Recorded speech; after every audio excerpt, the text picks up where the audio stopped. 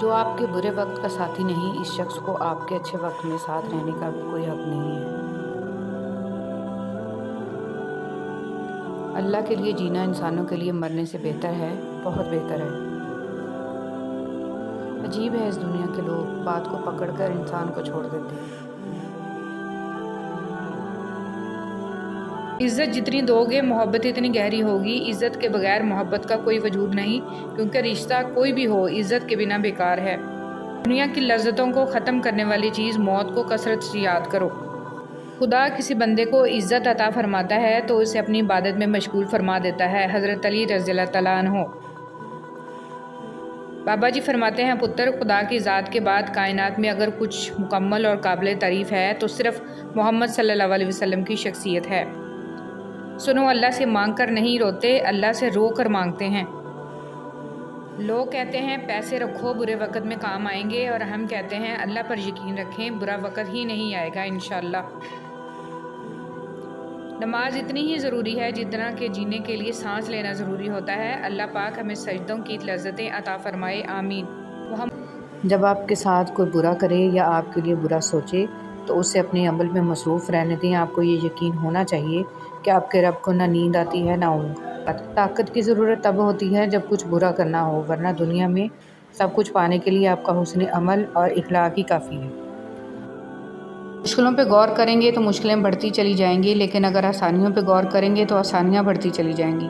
جس چیز پہ آپ دھیان دیں گے وہی چیز بڑھتی چلی جائے گی۔ کچھ لوگ اپنے آپ کو انسانی فرشتہ سمجھتے ہیں، ان کے کام بھی فرشتوں جیسے ہیں، یعنی دوسروں کے گناہوں اور برائیوں کا حساب رکھتے ہیں۔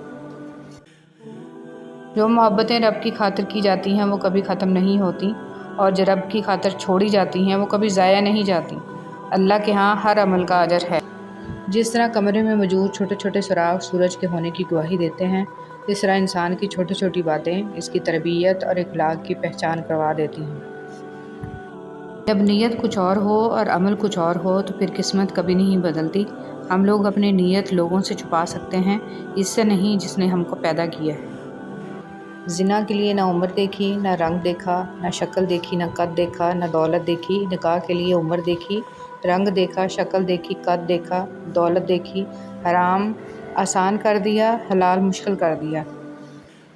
دین اسلام کا راستہ قابلیت کا نہیں، قبولیت کا راستہ ہے۔ یہاں صرف پڑھے لکھے لوگوں کی طلب نہیں ہوتی، یہاں بس تڑپ والے قبول ہوتے ہیں۔ کسی کو اداس پائیں تو کچھ وقت اس کو سن لیں۔ کبھی انسان کو اپنی حالت بتانے کے لیے ایک ہمدرد کی ضرورت ہوتی ہے۔ کوشش کریں ایسے وقت میں نصیحت سے گریز کریں۔ راستے میں سے تکلیف دہ چیز کا ہٹانا۔ رسول صلی اللہ علیہ وسلم نے ارشاد فرمایا، ایک شخص راہ میں جا رہا تھا، اس نے راہ میں ایک شاخ دیکھی کانٹوں کی تو اس کو سرکا دیا۔ اللہ تعالیٰ نے اس نیکی کو قبول کیا اور اس کو بخش دیا۔ صبح اخبار کی جگہ اگر آپ قرآن مجید کے مطالعے کا معمول بنا لیں تو معلوم ہوگا کہ اصل کام کی خبریں تو قرآن مجید میں ہیں۔ نفرت ایک مردہ ہے جسے لوگ اپنے دلوں میں رکھ کر دلوں کو قبرستان بنا لیتے ہیں۔ انسان اپنے آپ کو خواہشات کے پتھروں میں چنواتا ہے، پھر جب سانس رکنے لگتا ہے تو شور مچاتا ہے۔ ایک شخص نے ایک بزرگ سے کہا، میں سکون چاہتا ہوں۔ بزرگ نے فرمایا، اس جملے میں سے میں نکال دو، یہ تکبر کی علامت ہے۔ چاہتا ہوں نکال دو، یہ خواہش نفس کی علامت ہے۔ آپ کے پاس صرف سکون ہی رہ جائے گا۔ امیر المومنین حضرت علی رضی اللہ تعالیٰ عنہ نے ارشاد فرمایا، موت حتمی ہے، رزق تقسیم ہو چکا ہے، بس اس کی تاخیر سے تمہیں غمگین نہیں ہونا چاہیے، کیونکہ حرص اسے کھینچ کر نہیں لا سکتی اور پاک دامنی سے واپس نہیں لوٹا سکتی، اور تحمل کرنا مومن کو زیب دیتا ہے۔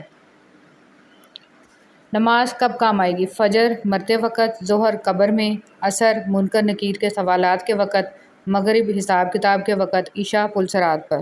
جب آپ کو ہر دوسرا شخص دشمن لگنے لگے، ایسی صورتحال میں اصل دشمن باہر نہیں آپ کے اندر ہوتا ہے، اور وہ ہے آپ کی منفی سوچ۔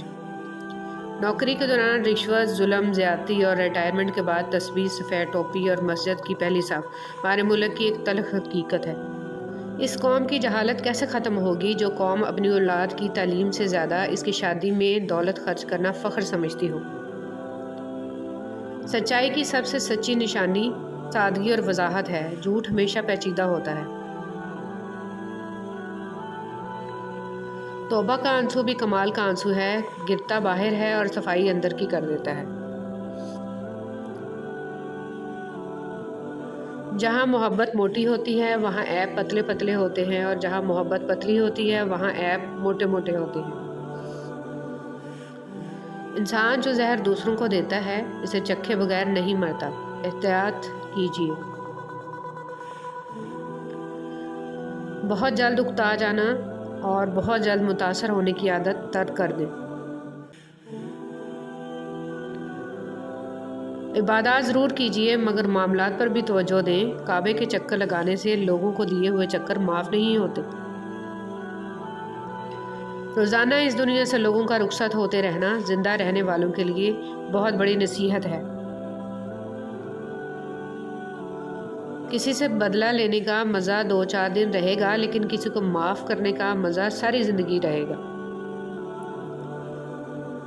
زندگی ایک کمزور ڈور کی مانند ہے جو کسی بھی وقت ٹوٹ سکتی ہے۔ جو مختصر گھڑیاں ہمیں نصیب ہیں، کوشش کریں کہ انہیں اس شاندار انداز میں استعمال کریں کہ ہماری دنیا اور آخرت دونوں سنور جائیں۔ زندگی کو ایک امانت کی طرح گزارو، ایک نہ ایک دن یہ اپنے مالک کو واپس کرنی ہے۔ اللہ جل جلالہ کے ساتھ کیے گئے کسی معاملے میں خسارہ نہیں، پھر وہ صدقہ ہو یا خیرات، تجارت ہو یا محبت، راز و نیاز ہو یا دعا۔ الحمدللہ رب العالمین۔ کون کہتا ہے تنہائیاں اچھی نہیں ہوتی؟ بڑا حسین موقع دیتی ہیں اللہ سے ملنے کا اور باتیں کرنے کا۔ لا الہ الا اللہ۔ اللہ تعالیٰ کے ساتھ اپنے تعلق کو ہمیشہ خالص اور مضبوط رکھیں، کیونکہ یہ رشتہ ہی کامیابی کا ضامن ہے۔ سوچنے کی بات، ہم دنیا میں اس لیے پیٹے جا رہے ہیں کہ ہم مسلمان ہیں، اور آخرت میں اس لیے پیٹے جائیں گے کہ ہم دنیا میں مسلمان تھے ہی نہیں۔ استغفر اللہ استغفر اللہ۔ ربنا آتنا فی الدنیا حسنۃ وفی الآخرۃ حسنۃ وقنا عذاب النار۔ اے ہمارے رب، ہمیں دنیا میں بھی بھلائی دے اور آخرت میں بھی، اور ہمیں دوزخ کے عذاب سے بچا لے۔ جس کو تم پریشانی سمجھ رہے ہو سکتا ہے کسی اچھے وقت کا آغاز ہو۔ جب حضرت یوسف علیہ السلام کنویں میں گرائے گئے تو انہیں معلوم نہیں تھا کہ یہ نئے سفر کا آغاز ہے، پیغمبری کا سفر، بادشاہت کا سفر۔ جہاں ایک دور ختم ہوتا ہے وہیں سے دوسرا دور شروع بھی ہوتا ہے۔ ان اللہ علی کل شیء قدیر۔ حضرت قیس بن سعد رضی اللہ تعالیٰ عنہ فرماتے ہیں کہ نبی کریم صلی اللہ علیہ وسلم نے میرے پاؤں پر ٹھوکر ماری اور فرمایا کہ کیا میں تمہیں جنت کے ایک دروازے کا پتہ نہ بتاؤں؟ میں نے عرض کیا کیوں نہیں؟ آپ صلی اللہ علیہ وسلم نے فرمایا وہ دروازہ لا حول ولا قوت الا باللہ ہے۔ جو تم پر مشکلات کا اضافہ ہو جائے تو استغفار کی مقدار کو بڑھا